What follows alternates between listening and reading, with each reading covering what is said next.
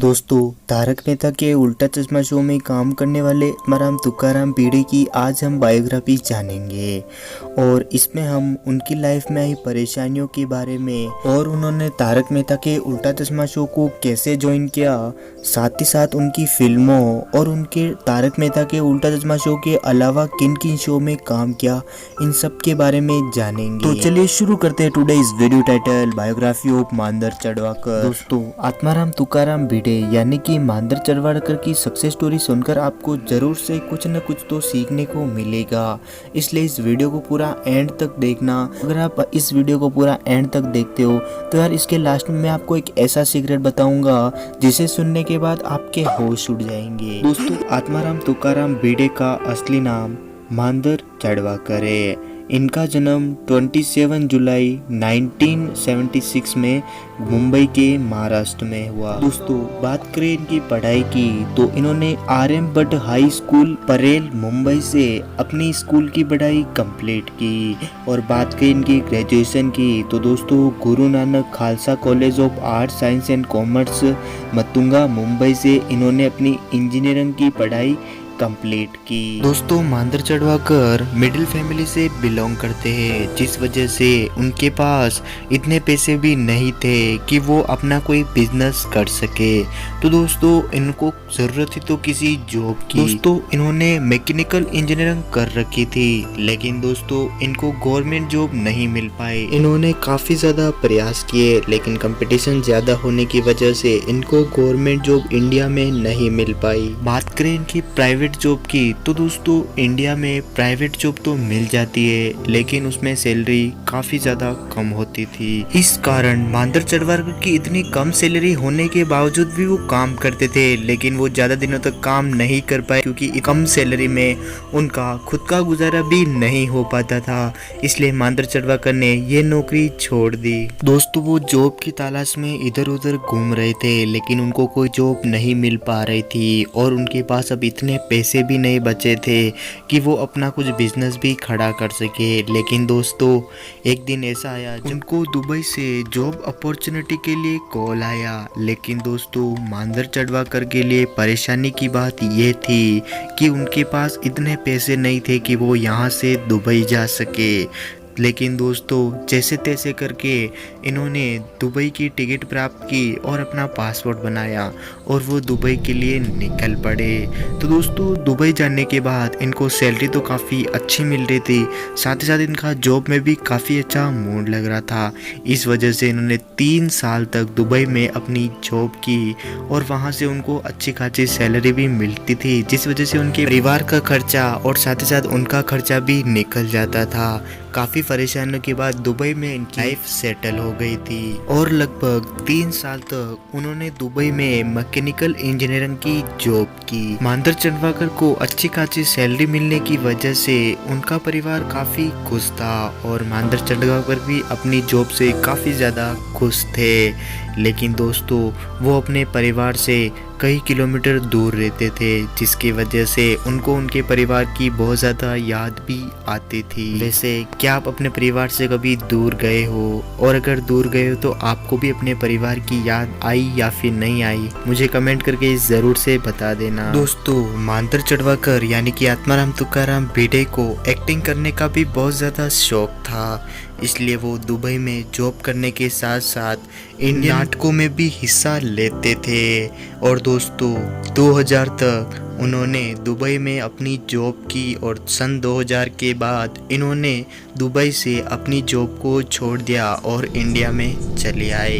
India में इनको acting करने के लिए छोटे मोटे शो मिल रहे थे, लेकिन उनको कोई परफेक्ट शो नहीं मिल रहा था, जिसकी वजह से उनको कोई पहचान नहीं मिल पाई। दोस्तों, ऐसे करके 4 साल बीत गए, लेकिन आत्माराम तुकाराम भिड़े को अभी तक उनकी असली पहचान सामने नहीं आई थी।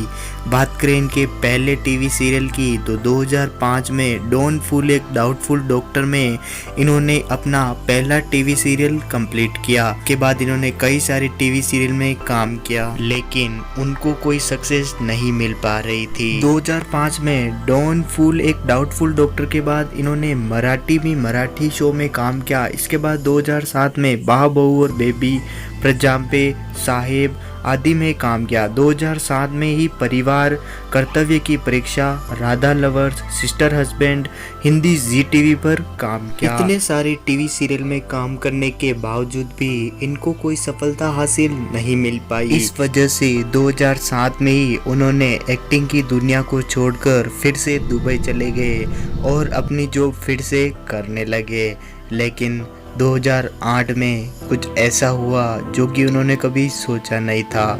जी हाँ दोस्तों, 2008 में तारक मेहता के उल्टा चश्मा शो की शुरुआत करने के लिए आसित मोदी सर ने आत्माराम तुकाराम भिड़े यानी कि मानधर चंडवाकर को ऑडिशन के लिए बुलाया। लेकिन दोस्तों, मानधर चंडवाकर को इतनी सारी असफलता के कारण वो अपना ऑडिशन देने में हिचकिचा रहे थे और वो दुबई से वापस इंडिया में नहीं आना चाहते थे। इस वजह से मानधर चंडवाकर ने अपना ऑडिशन ऑनलाइन भेजने के लिए आसित मोदी को कहा। तो फिर आसित मोदी सर ने हाँ कह दी और इन्होंने अपना ऑडिशन जो वो दुबई में बैठकर दिया।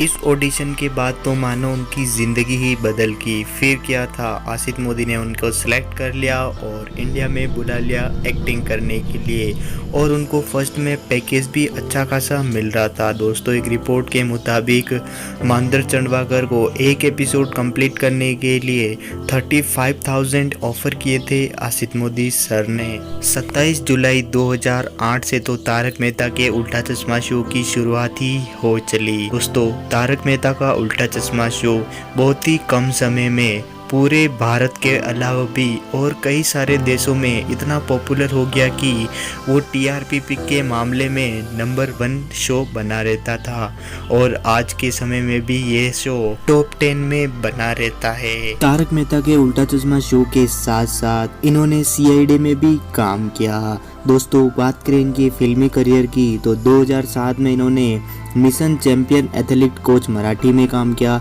2008 में डोगाट तीसरा आटा सांगला वैसारा सेल्समैन में काम किया। 2010 में सासू नंबरी जवाई बस नंबरी हिमसेल में काम किया। 2012 में गोलाबाजी बापू काने में भी काम किया।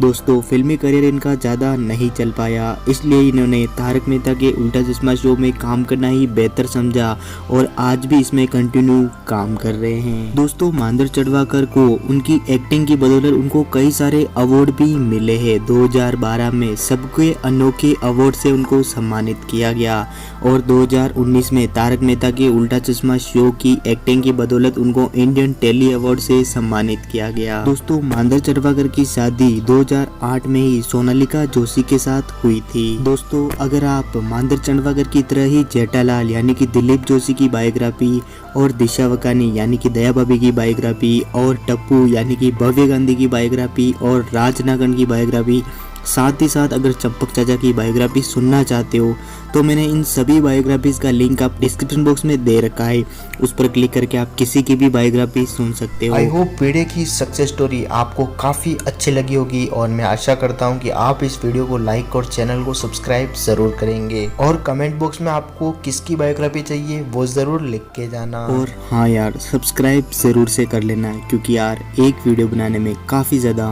मेहनत लगती है। हाथ जोड़ के विनती है कि एक बार सब्सक्राइब ज़रूर कर लेना।